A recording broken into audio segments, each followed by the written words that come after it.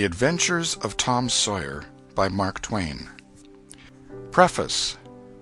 Most of the adventures recorded in this book really occurred. One or two were experiences of my own, the rest those of boys who were schoolmates of mine. Huck Finn is drawn from life, Tom Sawyer also, but not from an individual.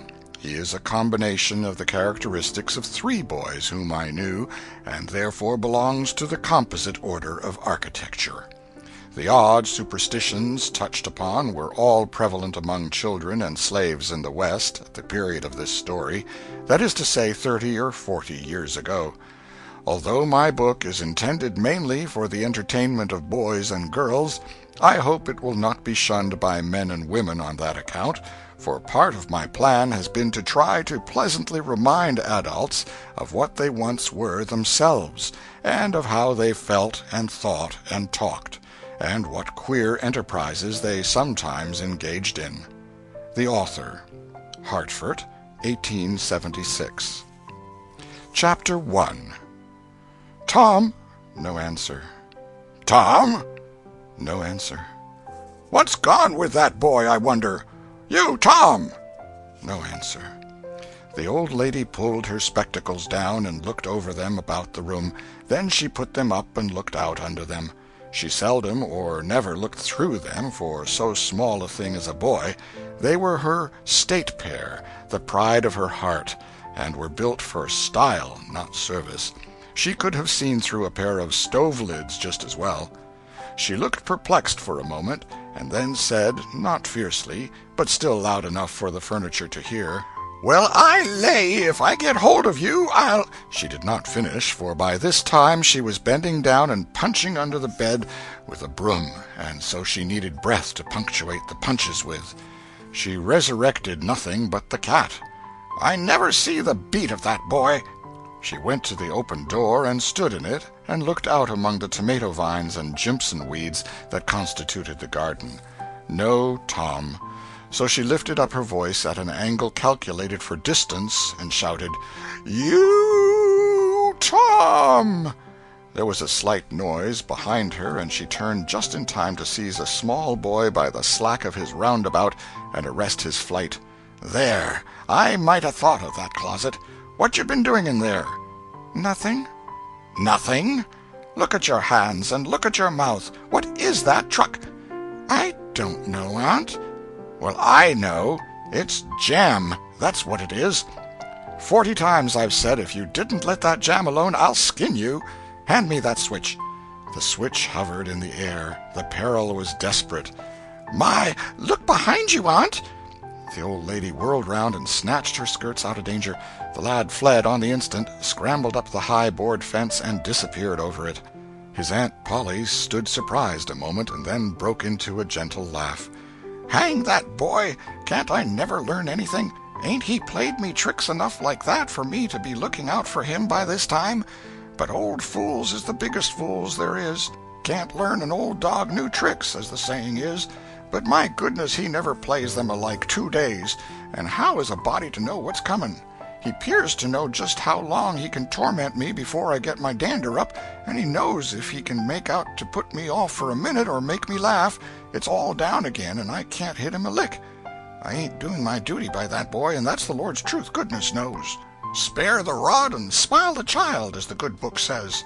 I'm a-laying up sin and suffering for us both, I know. He's full of the old scratch, but laws o' me, he's my own dead sister's boy, poor thing, and I ain't got the heart to lash him somehow. Every time I let him off, my conscience does hurt me so, and every time I hit him, my old heart most breaks. Well, well, a man that is born of a woman is of few days and full of trouble, as the Scripture says, and I reckon it's so. He'll play hooky this evening. That's southwestern for afternoon. And I'll just be obleeged to make him work tomorrow to punish him. It's mighty hard to make him work Saturdays when all the boys is having holiday, but he hates work more than he hates anything else, and I've got to do some of my duty by him, or I'll be the ruination of the child." Tom did play hooky, and he had a very good time. He got back home barely in season to help Jim, the small colored boy, saw next day's wood and split the kindling before supper, At least he was there in time to tell his adventures to Jim, while Jim did three-fourths of the work. Tom's younger brother, or rather half-brother, Sid, was already through with his part of the work, picking up chips, for he was a quiet boy and had no adventurous, troublesome ways. While Tom was eating his supper and stealing sugar as opportunity offered, Aunt Polly asked him questions that were full of guile and very deep, for she wanted to trap him into damaging revealments. Like many other simple-hearted souls, it was her pet vanity to believe she was endowed with a talent for dark and mysterious diplomacy, and she loved to contemplate her most transparent devices as marvels of low cunning.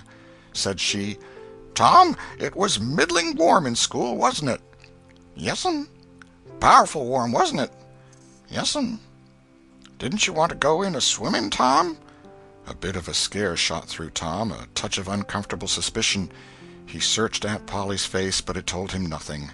So he said, "No'm, well, not very much." The old lady reached out her hand and felt Tom's shirt and said, "But you ain't too warm now, though." And it flattered her to reflect that she had discovered that the shirt was dry without anybody knowing that was what she had in her mind. But in spite of her, Tom knew where the wind lay now, so he forestalled what might be the next move. "Some of us pumped on our heads. Mine's damp yet, see?" Aunt Polly was vexed to think she had overlooked that bit of circumstantial evidence and missed a trick. Then she had a new inspiration. "Tom, you didn't have to undo your shirt collar where I sewed it to pump on your head, did you? Unbutton your jacket." The trouble vanished out of Tom's face. He opened his jacket. His shirt collar was securely sewed. "Bother! Well, go 'long with you. I'd made sure you'd played hooky and been a-swimming, but I forgive you, Tom. I reckon you're a kind of singed cat, as the saying is, better'n you look, this time." She was half sorry her sagacity had miscarried, and half glad that Tom had stumbled into obedient conduct for once.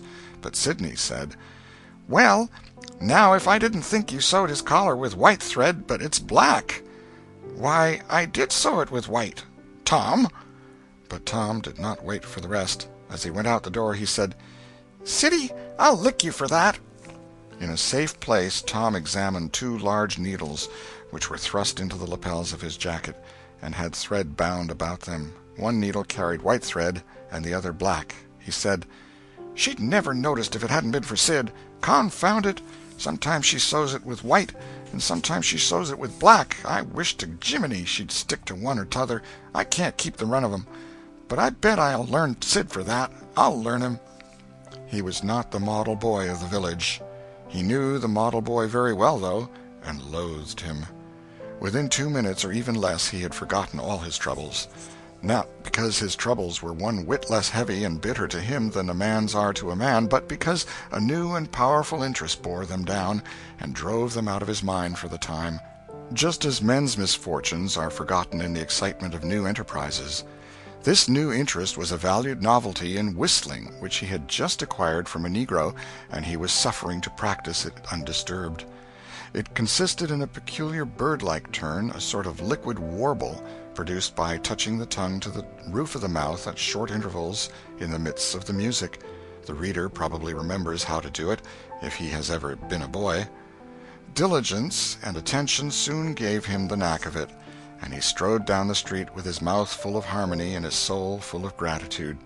He felt much as an astronomer feels who has discovered a new planet. No doubt, as far as strong, deep, unalloyed pleasure is concerned, the advantage was with the boy, not the astronomer. The summer evenings were long. It was not dark yet. Presently Tom checked his whistle. A stranger was before him, a boy a shade larger than himself. A newcomer of any age or either sex was an impressive curiosity in the poor little shabby village of St. Petersburg. This boy was well dressed, too, well dressed on a weekday. This was simply astounding. His cap was a dainty thing, his close-buttoned blue cloth roundabout was new and natty, and so were his pantaloons. He had shoes on, and it was only Friday. He even wore a necktie, a bright bit of ribbon. He had a citified air about him that ate into Tom's vitals. The more Tom stared at the splendid marvel, the higher he turned up his nose at his finery, and the shabbier and shabbier his own outfit seemed to him to grow. Neither boy spoke. If one moved, the other moved, but only sidewise, in a circle. They kept face to face and eye to eye all the time. Finally, Tom said, "I can lick you." "I'd like to see you try it." "Well, I can do it." "No, you can't either." "Yes, I can." "No, you can't." "I can." "You can't." Can't. An uncomfortable pause. Then Tom said, "What's your name?" "'Tisn't any of your business, maybe." "Well, I 'low I'll make it my business." "Well, why don't you?" "If you say much, I will." "Much, much, much. There now."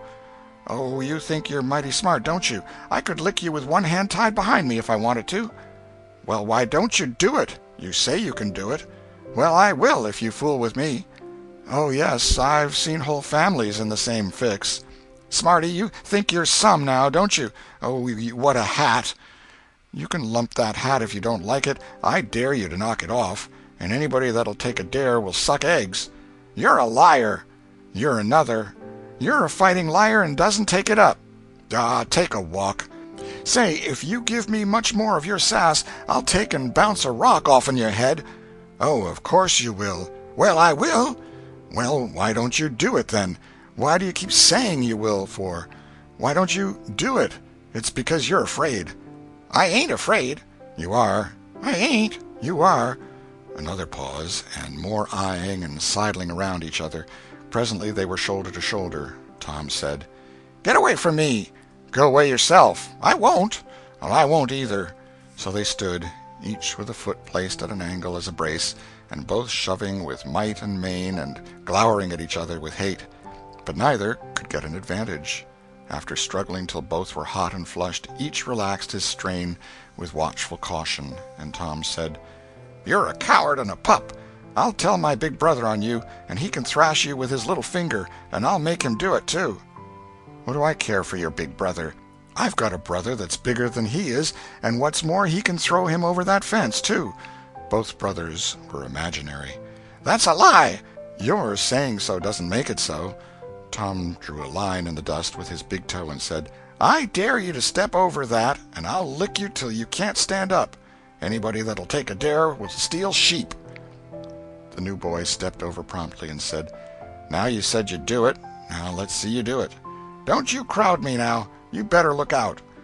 "Well, you said you'd do it. Why don't you do it?" "By jingo, for 2 cents I will do it." The new boy took 2 broad coppers out of his pocket and held them out with derision. Tom struck them to the ground.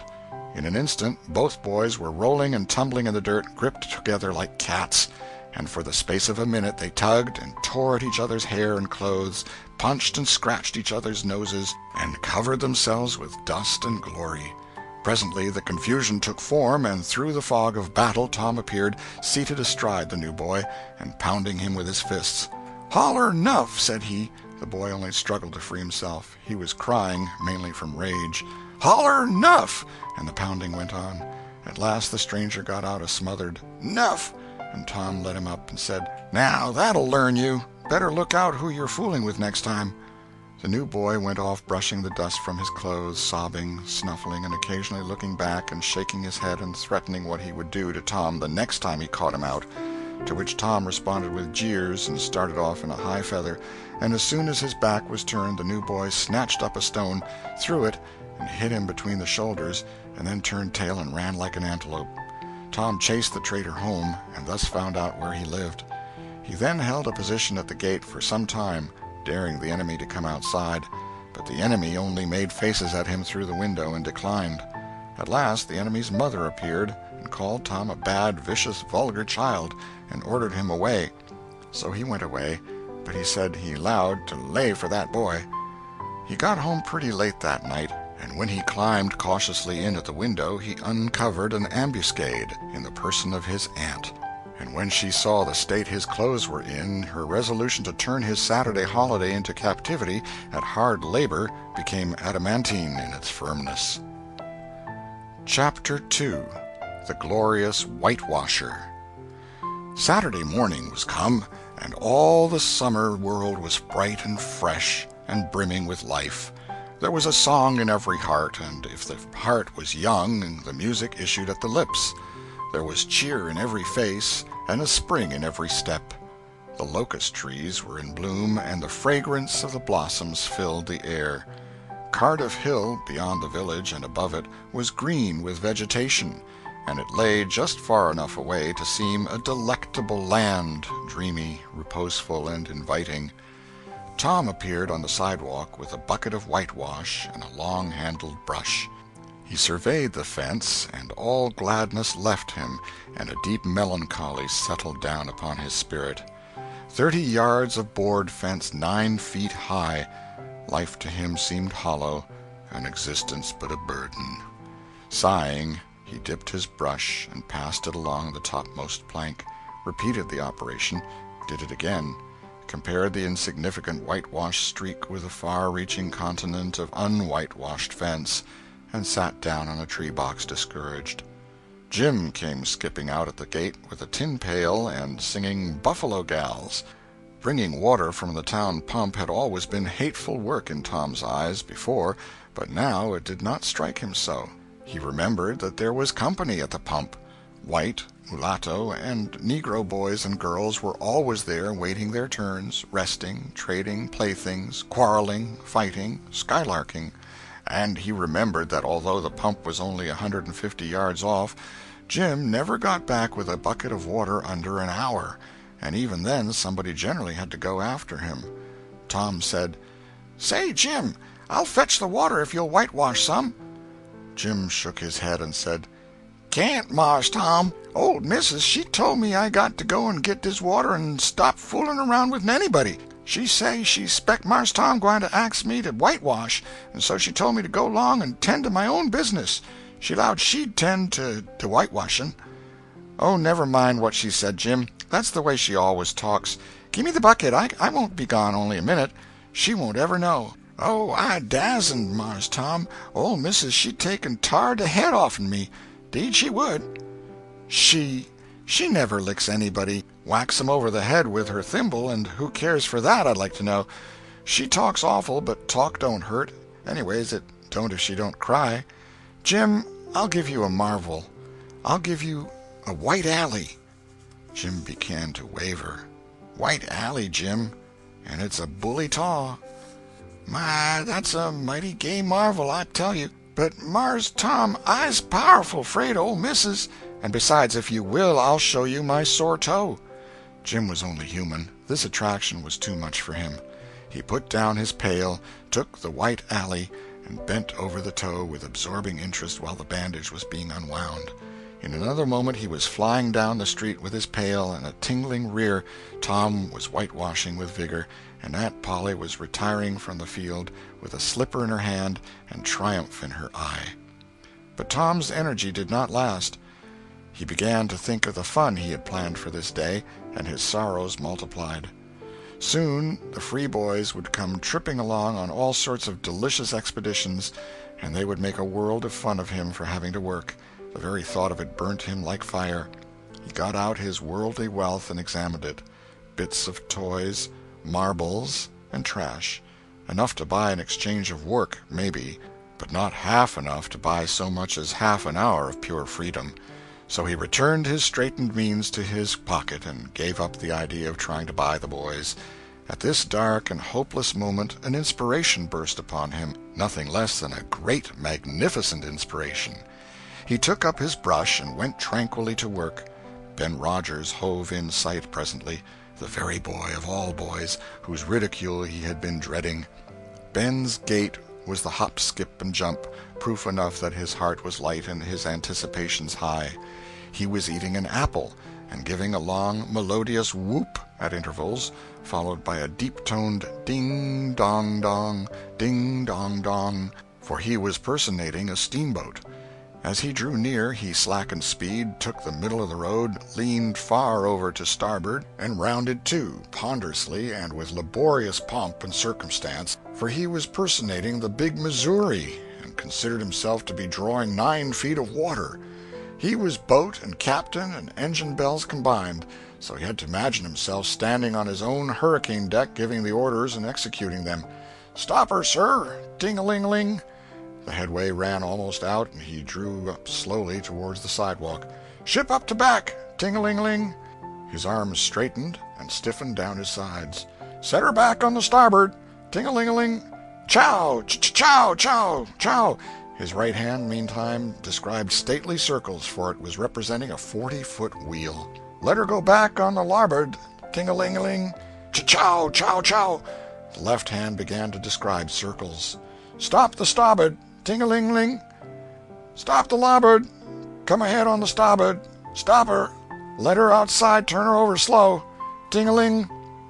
Chow! Chow! Chow! Get out that headline. Lively now. Come out of there with your spring line. What are you about there? Take up a turn that stump with the bright of it. Stand by that stage. Now let her go. Done with the engine, sir. Ting-a-ling-ling. Sht! Sht! Sht!" Trying the gauge cocks, Tom went on whitewashing, paid no attention to the steamboat. Ben stared a moment and then said, "Hi-yi! You're up a stump, ain't you?" No answer. Tom surveyed his last touch with the eye of an artist. Then he gave his brush another gentle sweep and surveyed the result as before. Ben ranged up alongside of him. Tom's mouth watered for the apple, but he stuck to his work. Ben said, "Hello, old chap. You got to work, hey?" Tom wheeled suddenly and said, "Why, it's you, Ben. I weren't noticing. Say, I'm going in a swimming. I am. Don't you wish you could? But of course you'd rather work, wouldn't you? Of course you would." Tom contemplated the boy a bit and said, "What do you call work?" "Why, ain't that work?" Tom resumed his whitewashing and answered carelessly, "Well, maybe it is and maybe it ain't. All I know is it suits Tom Sawyer." "Oh, come now, you don't mean to let on that like you like that." The brush continued to move. "Like it? Well, I don't see why I oughtn't to like it. Does a boy get a chance to whitewash a fence every day?" That put the thing in a new light. Ben stopped nibbling his apple. Tom swept his brush daintily back and forth, stepped back to note the effect, added a touch here and there, criticized the effect again. Ben, watching every move and getting more and more interested, more and more absorbed. Presently he said, "Say, Tom, let me whitewash a little." Tom considered, was about to consent, but he altered his mind. No, I reckon it wouldn't hardly do, Ben. You see, Aunt Polly's awful particular about this fence, right here on the street, you know. But if it was the back fence, I wouldn't mind, and she wouldn't. Yes, she's awful particular about this fence. It's got to be done very careful. I reckon there ain't one boy in 1,000, maybe 2,000, that can do it the way it's got to be done." "No, is that so? Oh, come now, let me just try. Only just a little. I'd let you if you was me, Tom." "Ben, I'd like to, honest Injun, but Aunt Polly, well, Jim wanted to do it, but she wouldn't let him. Sid wanted to do it, and she wouldn't let Sid. Now, don't you see how I'm fixed? If you was to tackle this fence and anything was to happen to it, oh, shucks, I'll be just as careful. Now let me try. Say, I'll give you the core of my apple." "Well, here. No, Ben, no, now don't. I'm afeard. I'll give you all of it." Tom gave up the brush with reluctance in his face, but alacrity in his heart. And while the late steamer Big Missouri worked and sweated in the sun, the retired artist sat on a barrel in the shade close by, dangled his legs, munched his apple, and planned the slaughter of more innocents. There was no lack of material. Boys happened along every little while. They came to jeer, but remained to whitewash. By the time Ben was fagged out, Tom had traded the next chance to Billy Fisher for a kite in good repair, and when he played out, Johnny Miller brought in for a dead rat and a string to swing it with, and so on, hour after hour. And when the middle of the afternoon came, from being a poor poverty-stricken boy in the morning, Tom was literally rolling in wealth. He had, beside the things before mentioned, 12 marbles, part of a jew's harp, a piece of blue bottle glass to look through, a spool cannon, a key that wouldn't unlock anything, a fragment of chalk, a glass stopper of a decanter, a tin soldier, a couple of tadpoles, 6 firecrackers, a kitten with only one eye, a brass doorknob, a dog collar but no dog, the handle of a knife, 4 pieces of orange peel, and a dilapidated old window sash. He had had a nice, good, idle time all the while, plenty of company, and the fence had had 3 coats of whitewash on it. If he hadn't run out of whitewash, he would have bankrupted every boy in the village. Tom said to himself that it was not such a hollow world after all. He had discovered a great law of human action without knowing it, namely, that in order to make a man or boy covet a thing, it is only necessary to make the thing difficult to attain.